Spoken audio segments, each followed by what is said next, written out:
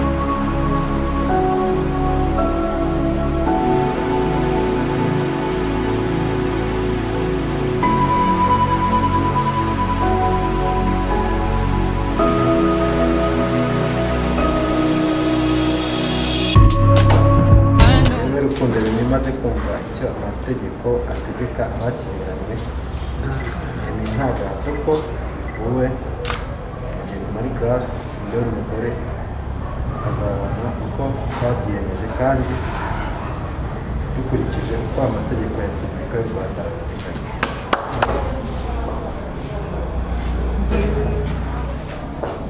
Muri Grace maze kumva icyo amategeko ategeka abashyingiranywe nemeye ntagahato ko wowe ukunda ururimi imbere y'umugabo tukazabana uko twabyiyemeje kandi dukurikije uko amategeko ya Repubulika y'u Rwanda ateganya.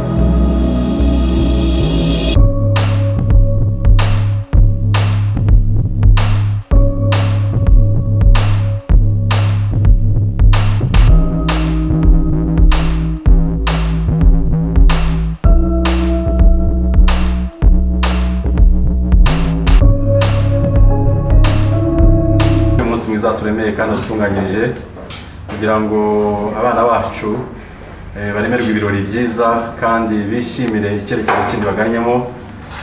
Gushimira ibitambutse rero tukurangije ibiri imbere. Tweregeje mu rusengero gendana natwe dusengeye gahunda zo gukurikiraho zose. Turinde umubi ubane natwe.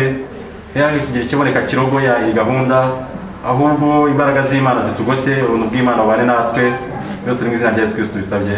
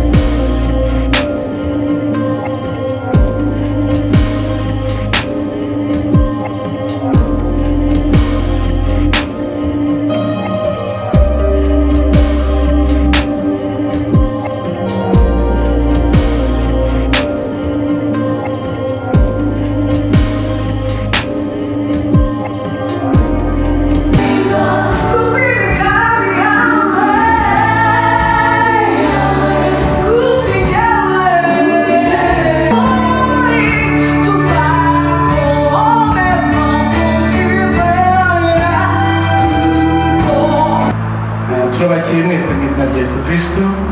Tubakiriye mu itorero Omega Church aho Remy na Grace barererwa mu buryo bwo mu mwuka.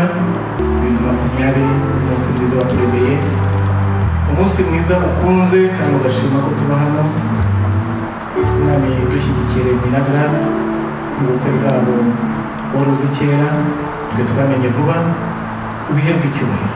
Turagushima ko twese waturinze, turagushima ko waturindiye igihugu, turagushima ko waturindira itorero ahantu dukore ubukwe, turagushima ko arinze buri muntu wese uri hano. Uhabwe icyubahiro.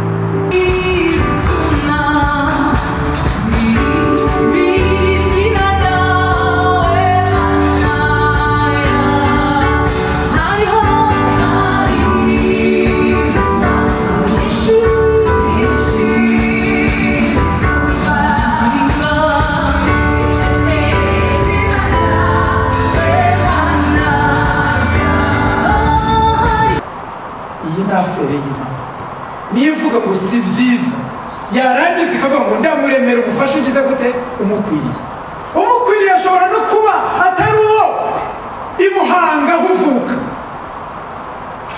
ugasanga ni umubembe hakurya ya hehe ya Rusizi, ni umushi ararya indagara mu gitondo nimugoroba. Wavukiye epfo hehe, iyo tuvuze epfo aba ari hehe? Mu Mutara. Aho ureba indagara tuzirimo zirankanura, zirimo zirandeba, sinzirya. Iwacu twavuze tunywa amata, ntabwo turya utu tuntu. Undi we utwo tuntu utwo dukanura amaso nibyo byo kurya bye, ariko mu ijuru bakavuga ngo uyu ni ugukwiriye. Remy, ngaho rero tubwire icyo wakundiye Grace.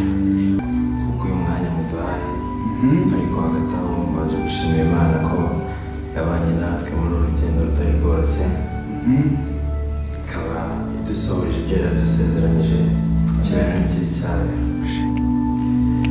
Mu by'ukuri dutangiye ibintu byari bigoye, ariko hamwe n'Imana twabashije kubigeraho uyu munsi. Rero icyo nakunze umukunzi wanjye byo ni byinshi. Mbese utangiye ushimira Imana cyane.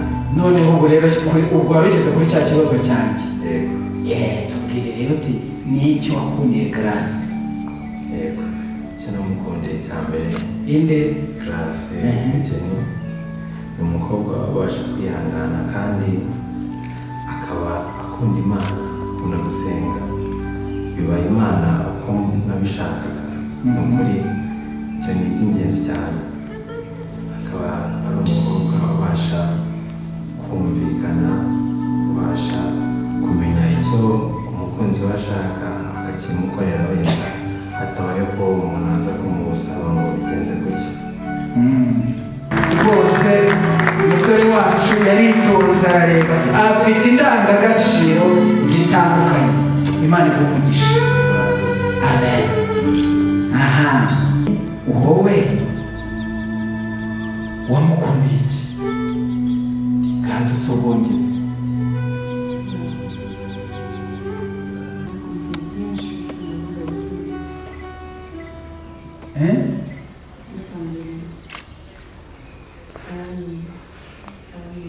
Amen.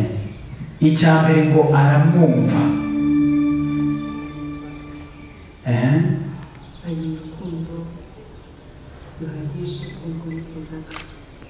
Afite urukundo ruhagije nk'urwo wifuzaga. Uyu munsi nari mutegereje cyane kugira ngo mushyiremo impeta, mwereke ko ibyo nari nagusezeranyije ko byose nzabishobora. Mu by'ukuri hamwe n'Imana nzi ko azijyana rimwe mubabaza, nzakurindira urukundo kandi nzakubara hafi. Murakoze. Amen. Twongere amashyi menshi.